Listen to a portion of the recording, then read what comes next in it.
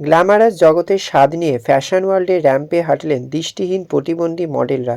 এ যেন এক অন্য অভিজ্ঞতা। ঝাঁ চকচকে র্যাম্পে সুন্দরীদের সঙ্গে হাঁটলেন দৃষ্টিহীন প্রতিবন্ধী মানুষরা। জেলায় এই প্রথমবার কোনো র্যাম্প শোতে এইভাবে নিজেদের মেলে ধরার সুযোগ পেল ওরাও। এদিন জেলা সদর শহর বারাসাতের বিদ্যাসাগর ভবনে আয়োজন করা হয়েছিল বাউলি ফ্যাশন শো। সেখানেই উত্তর ২৪ পরগনার জেলাসহ অন্যান্য জেলা থেকে বিভিন্ন সুন্দরী মডেলরাও অংশগ্রহণ করেছিলেন এই প্রতিযোগিতায়। হাল ফ্যাশনের কথা মাথায় রেখে বিভিন্ন পোশাকের ডিজাইনার করা হয়।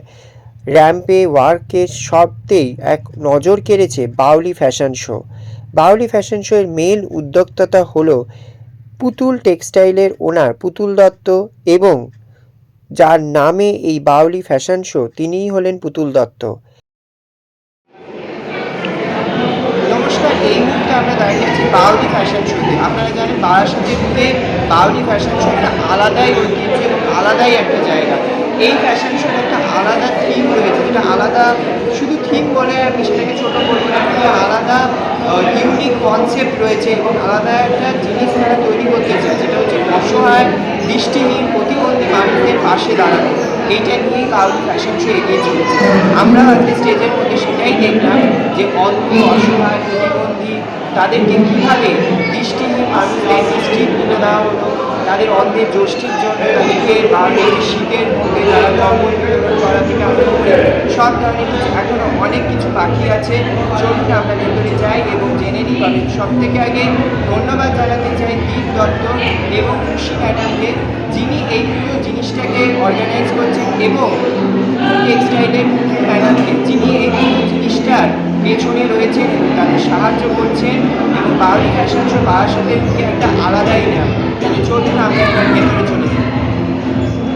নমস্কার, এই মুহূর্তে আমরা পেয়ে গেছি বাউলি ফ্যাশন শো এর অর্গানাইজার বলে, তার থেকে জেনে বাড়িতে এখানে এসে দারুণ সারা দেখতে পাচ্ছি আমরা। দর্শকরাও অনেক উচ্ছ্বসিত এবং পার্টিসিপেট করছে, এখনও প্রচণ্ড এক্সাইটেড, এবং অনেক গেস্টও এখানে এসেছে। সবটা মিলিয়ে শুনে নেব যে আজকে দিনটা কী বলছে।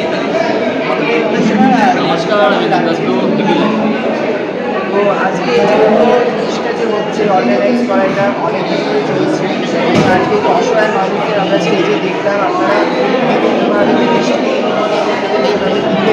তাদের একটা আলাদাই আপনারা ইয়ে হয়েছে। তো সেই ব্যাপারে কী করবে? আমার এই বাউলি ফ্যাশন শোটা হচ্ছে অসহায় মানুষের জন্যই করা, কারণ আমি একজন অসহায় মানুষ। আর আমার অসহায়দের সঙ্গে থাকতে ভালো লাগে, কেন একটা সময় আমি বিলং করেছি যে অসহায় জিনিসটা কী, অভাবটা কী। সেই অভাবের সময় পাশে থাকাটার মজাটা, এই জায়গাটা মানে একমাত্র এর পাশে কথার ভাষায় প্রকাশ করা যাবে না। আমি যখন সেই জায়গায় পৌঁছে গেছিলাম, সব জায়গায় না থাকতে এই জায়গায় আসতে পারতাম। আর এই চিন্তাটা যারা অসহায় তাদের পাশে দাঁড়ানোর জন্য চিন্তা ভাবনা হবে। আমরা অনেক ব্যস্ততার মধ্যে ওনাকে পেয়ে গেছি, আমরা চলে যাবো, যিনি আজকে এখানে স্পেশাল গেস্ট হিসেবে এসেছেন। তার থেকেও শুনে নেবো আজকে যে তার কথা এখানে দিকটা বললো, ওনারা না থাকলে একেবারেই হতো না, তার থেকে একটু শুনে নেব। নমস্কার আপনাকে। আমার নাম রাজীব সরকার,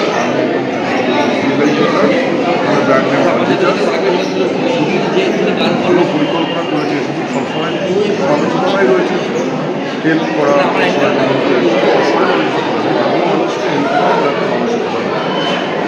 একটা ফ্যাশন শোয়ের মাধ্যমে অন্যদের পাশে থেকে হেল্প করা যায়, এটা একটা অদ্ভুত পরিকল্পনা। শুধু 5 থেকে 4 বছর আগে শুরু। নমস্কার, প্রথমে আমাদের চ্যানেলে অনেক অনেক ধন্যবাদ। আপনার পরিচয়টা একটু দিন, আর আজকে আপনি এখানে জাজ হিসেবে এসেছেন, কতটা আনন্দিত? আমার নাম আদিত্য হালদার।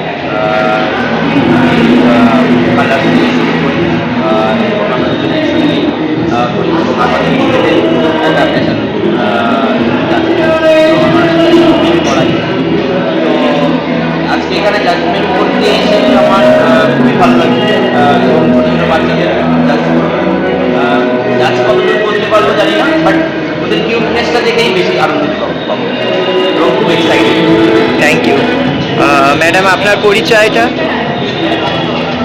আমি পার্লার থেকে কাজ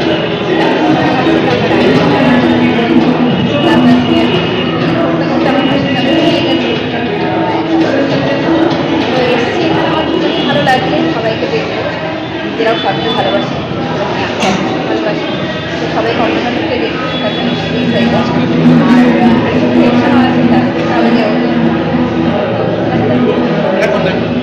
ইউ সো মাচ। আমরা পেয়ে গেছি অ্যাজ এ গ্রুমার যিনি রয়েছেন জিৎগণ, আপনারা অনেকেই ভালো করেই চেনেন এবং আজকে বাউলি ফ্যাশন শোতে গ্রুমার হিসেবে রয়েছেন এবং প্রচণ্ড এক্সাইটেডও রয়েছেন, কারণ অনেকজনকে আজকে গ্রুম করেছেন। তো জেনে নেবো এখানে এসে কেমন লাগছে এবং আজকে এই পুরো প্রোগ্রামটা হচ্ছে সেই ব্যাপারে কিছু কথা।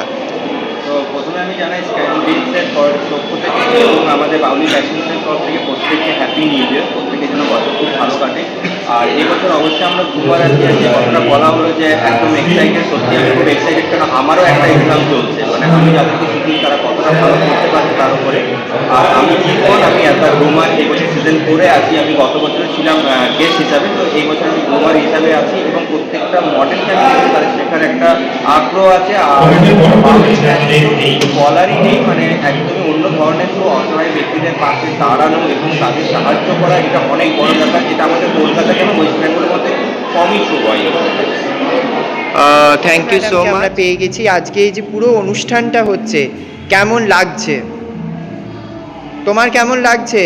বাহ, মানে কি বলবো, আমার মানে মানে একদম মানে কি বলবো, খুব ভালো লাগছে গো, খুব ভালো লাগছে। আমার খুব গর্ব, আমার এইটা গর্ব, এই যে এত দর্শক হাততালি দিচ্ছে, এটা আমার আমার সত্যি আমার গর্ব এটা। আমি তো মা, আমার ছেলেদের যতটুকু কী করছে, মানে যেভাবে করে এগোচ্ছে, অসহায় ব্যক্তিদের নিয়ে যে কাজকর্ম করছে, আমার খুব এটা গর্ব। বারাসাতের বুকে বাউলি ফ্যাশন শো গত 4 বছর ধরে সকলের মন কেড়েছে এবং এক আলাদাই জগৎ তৈরি করেছে। সব মিলিয়ে প্রায় শতাধিক পুরুষ এবং মহিলা, এমনকি শিশু মডেলরাও এই প্রতিযোগিতায় অংশ নিয়েছিলেন। তাদের মাঝে দৃষ্টিহীন প্রতিবন্ধী মানুষরা এদিনকে মডেলদের সাথে হাঁটলেন বারাসাতের এই ফ্যাশন শোতে। তারা কোনো প্রশিক্ষণ ছাড়াই এত সুন্দর এই র্যাম্পে ওয়ার্ক করলেন। শুধু তাই নয়, জীবনের এই প্রথম এই ধরনের মঞ্চে র্যাম্পে ওয়ার্ক করে জানতে পেরে তারাও নিজেদেরকে ধন্য বলে মনে করছেন। দৃষ্টিহীন বলে পিছিয়ে পড়া এ কথা একেবারেই সত্য নয়। মানুষের সামনে এমনই প্রতিষ্ঠিত করলেন বাউলি ফ্যাশন শো।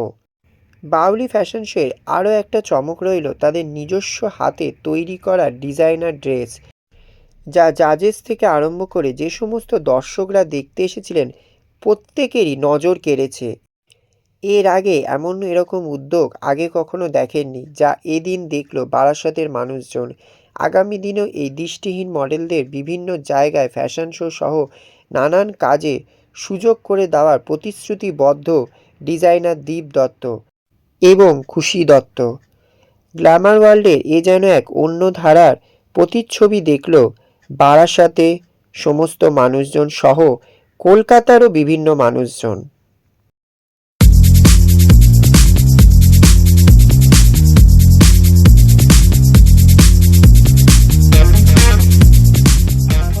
সিজন 4-এ উপস্থিত থাকতে পেরে আমার খুবই ভালো লাগছে। এই ফ্যাশন শো মেন থিম বিশেষভাবে সক্ষম ব্যক্তিদের নিয়ে এগিয়ে চলা ও অসহায় ব্যক্তিদের পাশে দাঁড়িয়ে তাদের জীবন চলার পথ একটু সহজ করার প্রচেষ্টা।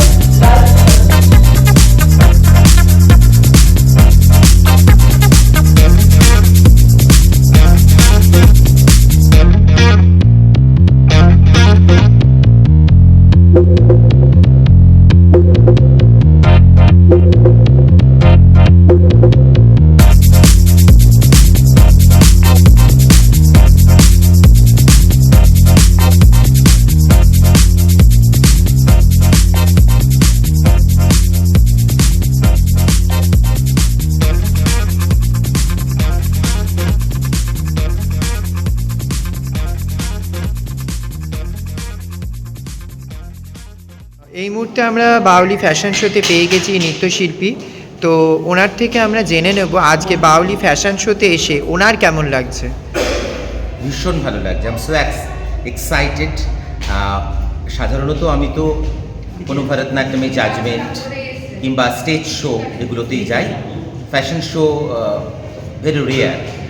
তো দেখলাম ভালো লাগলো, বিভিন্ন রাউন্ডগুলো দেখলাম ভালো লাগলো, দেখলাম জাজেসদের কথা, তারা বারবারই রিদমের কথা বলছে, সো এটা ভালো লাগলো। Dance is everywhere. আচ্ছা, বাউলি ফ্যাশন শো অসহায় দুস্থ মানুষদের কাছে সবসময় থাকে, তো এই যে একটা ওদের প্রচেষ্টা, এটাকে আপনি কিভাবে দেখছেন? একদম খুব ভালো প্রচেষ্টা যে ফ্যাশন শোর পাশাপাশি সোশ্যাল ওয়ার্ক, অর্থাৎ শুধুমাত্র বিজনেস ওরিয়েন্টেড মাইন্ড নয়, এরা সমাজের সামাজিকতা বা সমাজের প্রতি দায়বদ্ধতা এগুলোকেও মাথায় রেখেছে।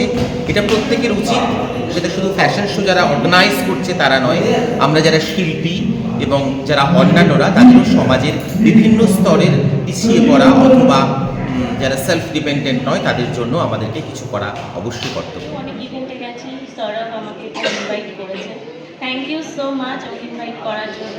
আর যারা যারা এখানে এসছে সবাইকে অনেক অনেক অনেক ওয়েলকাম।